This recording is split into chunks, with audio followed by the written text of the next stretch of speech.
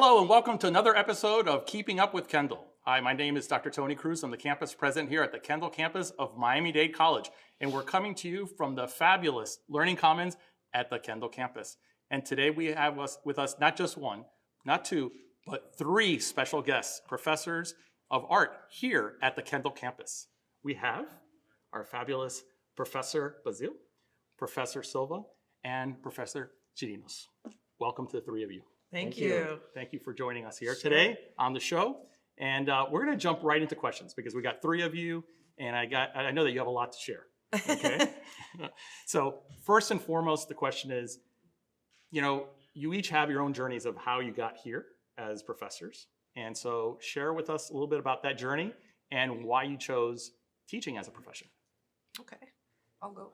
So I chose teaching very early. I actually was in high school when I chose teaching. Wow. And that was because I had such strong faculty. I grew up in New York. I was in the public school system on Long Island. Mm-hmm. And the high school teachers there, most of them had secondary degrees and were very encouraging in bringing college level projects to the classroom. Mm-hmm. And we had a program where it was a mentorship program. So as a junior and senior in high school, I was mentoring freshmen and sophomore. And that's how I knew I was in love with the teaching profession from the perspective of sharing knowledge, sharing information. And that was very early on. That's pretty early. And then I just continued down that path, always having in mind that I would be an educator and an artist. So, Wow. Nice. Yeah, thank you. Yeah, nice. Silva. My path wasn't that clear. I didn't understand the whole idea of teaching till I was an undergraduate in sculpture. Mm-hmm. And I was asked to take care of the beginning students, Mm-hmm. and essentially it was like teaching a lesson. Mm-hmm. And I realized that it came naturally. And my mentor always said that you needed a job to support your habit, and your habit is making art. Nice. And might as well do something that you're comfortable with and you enjoy doing. And Mm-hmm. that's how it came to be. And obviously, once I got to grad school, then you have to teach. You have to do it. So yep. And it really Gotcha, yeah. just started the ball rolling. And I enjoyed it. And I still do. that's awesome. But we're glad. Yeah, me too. We're really glad about that. My path is crazy. Uh-oh. All right, we'll hang on to this one. All So right. I got a full scholarship here at Miami-Dade Community College, Kendall campus, Mhm. with a stipend. South. It was south at the time. South. It was south at the campus, time, yeah. right? Yeah. And on my second semester, I lost everything. Wow. I wasn't prepared for college. Mm-hmm. So I had to seek employment. And I got very lucky. I got a job at Miami Children's Hospital, being the assistant to a medical photographer. And 2 months later, he quit. They gave me the job, which was like unbelievable. Mm-hmm. And I started paying for my own school. So it took me 10 years to finish Miami-Dade. I didn't know what teaching was Mm-hmm. in that sense of teaching art. I started working at Baptist, and they asked me to teach community classes. So I taught photography for old people, Okay. point and shoot cameras. Right. And so my first class had like 80 students. It was crazy. And for some reason, they all followed me when I walked out the door, asking me questions. And I said, there must be something that I'm doing right. Mm-hmm. And so that's what turned it on. Mm-hmm. And then, then I went to graduate school and came straight here. Interesting. So each of you a little bit different, Mhm. right? Ended up in the same place with that passion for teaching. And obviously here at the college, our primary mission is teaching and learning. Mhm. So it's very important to have individuals like yourselves that are so dedicated to your students, to your craft and what you do. But each of you, I know, you teach, that's the common thing, but you all have your own things that you like to do and things, maybe special projects that you're working on, in addition to obviously your teaching, what you do as a professor. So tell us a little about something that you're excited about, that you're currently working on, that you'd like the public to know about. Okay. Well, I think we're all living artists. Yes. Yeah. Okay. We're all working. We're not dead. And so, That's a good thing. you a good thing, and so- yeah. but we're all living We would artists, need which we is need better important. technology if that was the Yes. case. Yeah. But we Yeah, that's good. we're all professional artists, Artists, in yeah. the community, actually. And so, something I'm excited about would be my second solo exhibition at the L&S Gallery. The opening is going to be September 16th, so it's coming up really quickly from 6 to 9. I'm very excited about it because it's the second time I have this opportunity to show all my work together at one time instead of being in a group exhibition. Excitement also sometimes is hand in hand with nervous and performing. Yes. And so in this particular exhibition, I'm creating an artwork. I looked it up. As far as I know, it's going to be the largest relief print that's ever been created. Wow. I think the largest is Albert Dürer, and that was about 10 feet a little by maybe 12, and my project is 10 feet by 27 feet. Wow. So it's arduous, it's frightening, but I tell students, nothing good comes out of being safe. You have to take risk. Yeah, the risk is very And important. so with excitement, there's risk, you know, and just this drive to be better. So that's really what I'm excited about is my upcoming exhibition and creating this particular artwork in the moment. So, Sounds exciting. So big risk, but big reward. I think so. I hope so. That's what we have to hope for. Yeah. You don't have a choice. Yeah, exactly. Right. So yeah, excitement and anxiety always at the same time, right? So both Professor Basile and I are in a very important women's show at the LNS Gallery. It's called Women at Large, and this particular show focuses on women given large spaces in a gallery setting, which is not a very common thing. And for that show, she has a print, and then I have new work done in ceramics. I'm not a ceramic sculptor. So again, it was trying something different, something new, because I like learning new processes and techniques. And it's more about the concept of the work, and then the material should follow to help convey that concept, right? Sure. So it's not, I don't work in one particular thing. So that was really exciting.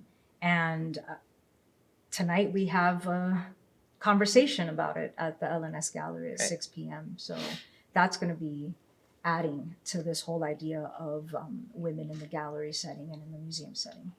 Excellent. Thank you for sharing that. Well, what I'm excited about is my book. Okay. The Well, tell us about it. Precipice was published November of 21. And I'm going to have a book signing at Books and Books in Coral Gables, September 22nd.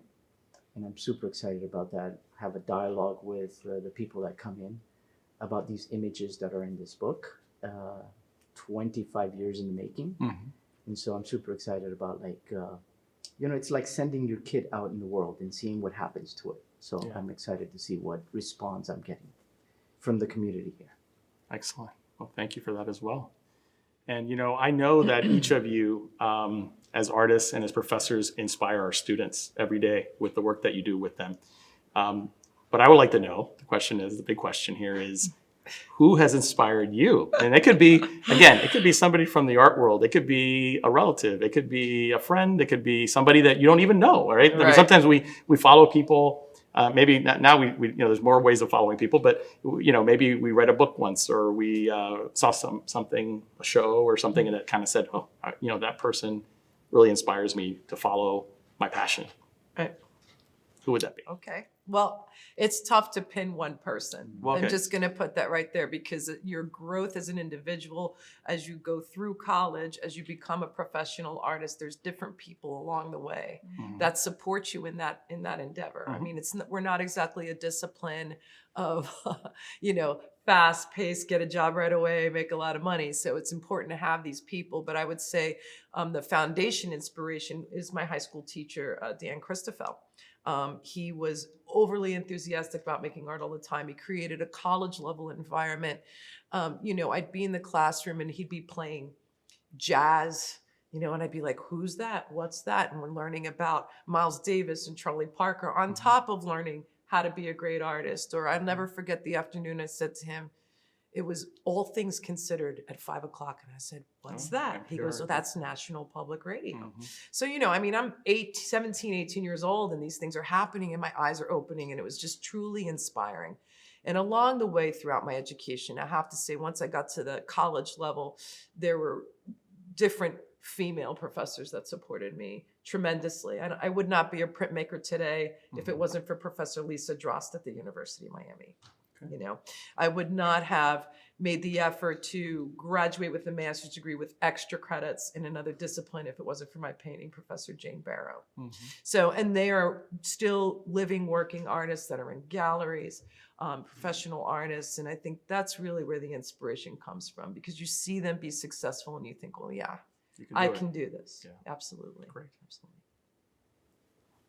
And I couldn't pinpoint it down to something like that because I thought about this question. I thought this is the most difficult question Yes. because of the different changes throughout one's life. And I was a fortunate child in the sense that my parents were very supportive with me being an artist since I was a little kid. So they thought it was the most noble thing. So I was like, awesome. That's great. Yeah. It is great. But as you move along, like there's all these different things that happen in your life, and you read books and for artwork. As an adult, I was like, oh, Ernst Haeckel, 19th century biologist. Like without him, I wouldn't see the world the same way. And my work is really looking at fungus and really small things that most people don't even bother looking at. And I find that inspirational. So it's all of these wonderful things within our world that we have a tendency to ignore or overlook because we're so busy. We don't know how these things are. We think they're gross, whatever the case may be. Those are the things that constantly turn my brain on. So that, I think that's the best way I can answer that question. Well, thank you. I have to say that I'm going to blend both of you guys together because I had, a teacher in high school that was just amazing, Susan McGuire. And she was just a phenomenal teacher. And she's the one that told me, you should apply to Miami-Dade. They were giving free money out. And I did it I think within a week, and then I lost it all. She doesn't know, by the way. Now she does. Now she does. So, and I dedicated my book to her. Oh, very nice. Because that's how much she meant to me. Wow. And then, other people along the way. But if you've ever been in the darkroom and process a sheet of black and white film, when you put it in that chemistry and you try to figure out the scientific, artistic combination that is blending there, and you see this print comes out, that inspires me. Yeah. And so I do that every day, and it just keeps going. It keeps me moving. That's great. That's a great answer, Tony. Yeah, great yes, answer. exactly. Great answer. Survey says answer. great answer. Yeah. I love that. I love that. So maybe another, I don't know if it's as tough a question, but I think that we have an audience out there that's looking for wisdom from people. You're all three of you are very experienced in your craft, and maybe in the craft, but maybe also in life. Any words of wisdom for our students, for the community? I have, I spent some time thinking about it. It was tough in the beginning to think about, but what I've come to the conclusion is that the most important things should be that you have discipline, because being an artist is a practice of discipline. And being able to accept that you're not great at everything, and that's okay. Yeah. And that because you fail at doing something, to continue to try anyway, because it's important to you, not to let things that are important to you fall by the wayside because you think you can't. Right. And I think it's human condition that we tell ourselves, oh, well, I don't know if I can do this. I don't know. We all do that. I do that. I'm doing that right now with my own show. But the bottom line is find the support. We're the support, be disciplined and continue your practice and what you love to do. Loving what you do is the single most important thing, because I find that at this point in my life, being middle-aged, I have friends that regret not following certain dreams, regret being in jobs where they're making really great money, but they're unfulfilled, they're unsatisfied. They didn't follow the thing that they love to do. Right. So that's my best advice of wisdom, I guess, pearls of wisdom. I love it. It's good. Yeah, I think we're very fortunate because we actually do what we love, which I understand is not the case for so many people out there, right? Because they have other concerns. I always tell my students that there is no success without failure. The idea of trying something for the first time, they expect to be brilliant and good at it. And Right. that doesn't happen. You have to be disciplined and work at it. And you have to have that desire and that passion to really want it. But it takes work. This is not magic. Definitely. And that I Mhm. constantly tell them. Definitely. That's great. Yeah. I think for me, commit to your goals. It's taken me 20 years to publish this book. I could have given up many times over, again and again and again, but I kept at it, kept at it, kept at it. The other thing I think that is important, and I think that we're losing this all over the world, is to learn how to listen to learn rather than to respond. And we just don't have that. You know, we want to respond so quickly without really learning what you're listening to. And I think also at the end of all this, I think you should make your own definition of what success is. I think if you always follow what everybody is saying and what is successful, what's not successful, you know, you'll get beat up. So that's my wisdom. Some profound words there. Yeah. Well, you know what? The three of you are stars, and I'm very lucky thank that you. I'm lucky you. to have you here at the Kendall campus as faculty members. I know our students are very lucky to have you here, the three of you, and you know, we always strive for excellence at this campus, and you all exemplify that. So Oh, Thank thank you. you. Thank I Thank really you so appreciate much. you being and taking the time to be here today and to answer my questions and to let people know what you think. Sure. So thank you It's so great much. working with Thank these you. guys. Yeah, we're a very unique situation because coming to work every day is like coming to see my family. Yeah. We've been very tight over a long period of Yeah, time. we're a and, strong team. we're a strong team, and the kids sense that, see it. and that's part of the Yeah. success quotient in our Sure. department for sure. So, Wow. thank you. Thank you. Thank Thank you, the you. three of you. And thank you for joining us on this episode of Keeping Up with Kendall. And I'll catch you next time.